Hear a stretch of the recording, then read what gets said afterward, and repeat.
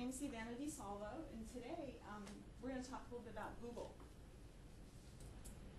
The goals today will be to think about using search strategies so that you can get more relevant information when you do a Google search instead of just plunking the words into the little search box, which we all do a lot. And along with that, some tips and tricks that you can use to go along with the strategies so that you can increase the accuracy of your results.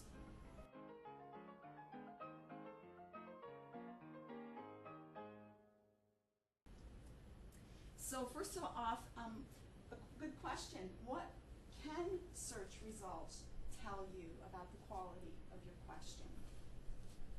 So in order to look at that a little bit, we're going to do a search on how many types of sharks are there. People get into this Shark Week stuff, you know. I haven't seen a lot of it myself, but I know that people like it. So we're going to do how many types of sharks are there. So take a look at just the little bit that's there and see if there's anything you notice about those pieces of information. Do you see anything that raises a question in your mind? I see different numbers. Yeah, each of the results show a different number, a different answer to the question that we asked. 440 species, 360, 400, 350. Each one of them is a different number. So we might want to think about a different way to ask the question, or what is the question that we really want to ask, would be another way to say that. See information about endangered species, white sharks, so maybe if there's a specific aspect of sharkhood that we're looking for, you need to narrow it down to exactly what you want to find out. So what are some strategies that we can use to find out what we're looking for? I'm just going to bring up three. There are many more than three, but I thought these three were things that would be useful for you to know about to start with when you're doing a search. First of all is plan to learn. Think about what it is that you need to know and search out the background knowledge. So perhaps if you wanted to know about endangered species, find the background knowledge, or if you only want to learn about the white sharks, find out the background knowledge. And so we could go back to those results and read through some of them and get more information so that we can use that to reformulate the search. Scoping is to narrow down where you look. So if you only wanted information that came from educational institutions, you could narrow your search down to sites that have the domain name edu. Or if you want government information, you can narrow it down to only sites that are from the government. And I'll show you how to do that in a minute. That's one of the tricks that you can learn. It'll help you with scoping. And then chaining is a multi-step process, so that there's something you need to know first. You go and find that out. It's sort of related to the plan to learn, but it might be a little more specific. Like if you're working on a research question and there's a word that you don't understand, maybe you need to find out the meaning of the word first and then build on that.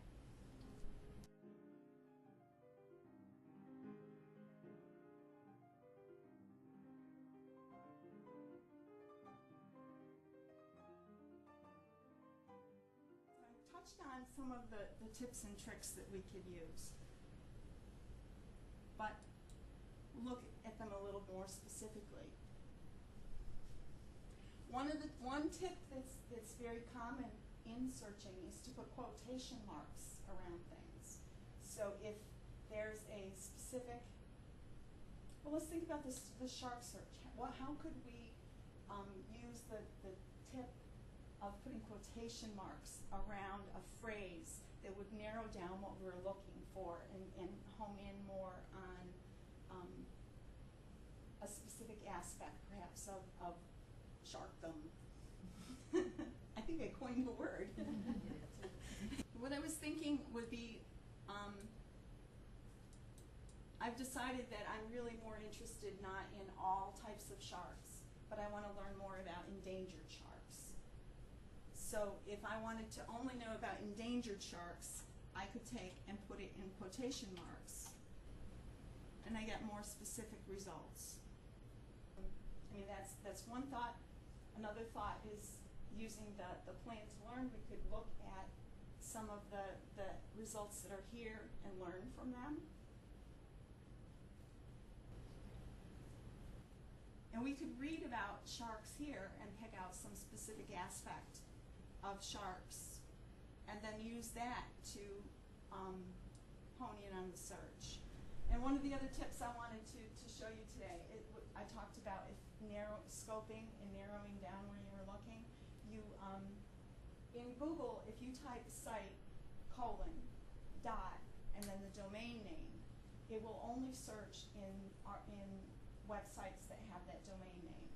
So if we only wanted to look in educational sites, we would type site : .edu, and then we would only get websites that are from educational institutions, or .gov, or .mil for military, if that's what we're interested in. And another trick we could have used even for endangered, if we wanted to know more specifically what is endangered, what does it mean?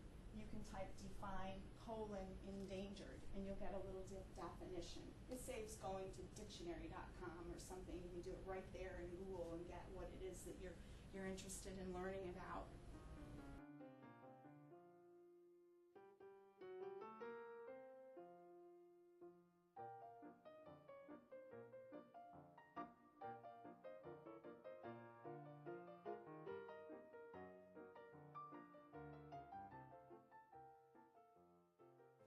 Questions from the Google challenge that we can use to practice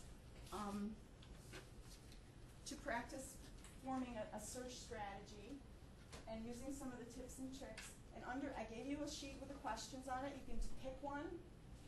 If it gives you a problem and it doesn't interest you, then try another one. See if you can come up with an answer for questions. I'm happy to give you a little help. I also want to show you that Google has the answers available for you. When you're Googled out, just let me know. Do you want to see how Google solves the one you're working on? I guess so. Which one are you working on? The second one. Maybe our order's wrong. Okay, I think that was probably probably the hardest one. And I don't think they do it exactly that way, but I was hoping it worked that way. Okay. So this is a history one, and it was, does the Navy have an official web page that tells the Ghost Blimp in World War II? Okay. So things to think about before you get started: what's the official Navy site page, and how would you search it? They want you to go to Navy.mil first. The answer is yes. So you need to learn the background of the Ghost Blimp first. Google Ghost Blimp. Right. That came up here in this weird blog. So we found it. So you would find the name. We're doing find the first one. You would do the plan to learn. Planning to learn here. Right. And find the background of the blimp, the actual name of the airship, Yeah. and then search the military webpage. Gotcha. So it was a little more complicated than easy. Yep. Did you guys have one? Did you have any luck with any? Which one were you trying? We tried the first one, the website telling Okay, so this was a culture question. So what did you guys come up with? Crouton or whatever? They wanted you to search for a quotation. Did you try searching it with the quotation marks? Is that who you found, even though you couldn't come up with a website? Yeah. Well, that was, you couldn't confirm it though, because when you went to the I site. think the server's down at the time. Just because life's like that. That's life's like that. Well, we had Google to tell us the answer, right? Yeah. But that's what you did what was intended to do, was to use the tip of putting the quotation marks around the phrase and looking for it as a whole. So it was Paul Krugman, or Krugman. Hopefully. Amongst all of this, what we learned today, did you learn when you look at a group of results that you can from that discover something about your question and perhaps change your question or refine it? And hopefully you learned that there are different types of search strategy based on what you need to find out for you to use. Either you might have to plan to learn something in advance, or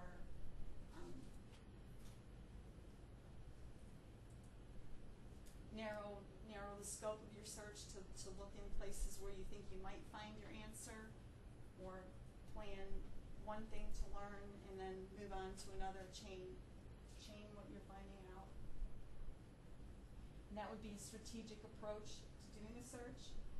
And that there are I gave you 3 search tricks today to use, either using quotation marks around a phrase to find it as a whole, and hopefully then the database where you need the information is going to work. You can use site : domain to narrow it down. That's really handy if you ever take a government documents class. And then the third one is to use Google to define a word that perhaps you might not understand. If someone had tried the third search, there's a word in there that you might not understand what it means, and you could define that word before you continued on with your search. That would be helpful. Does anybody have any questions?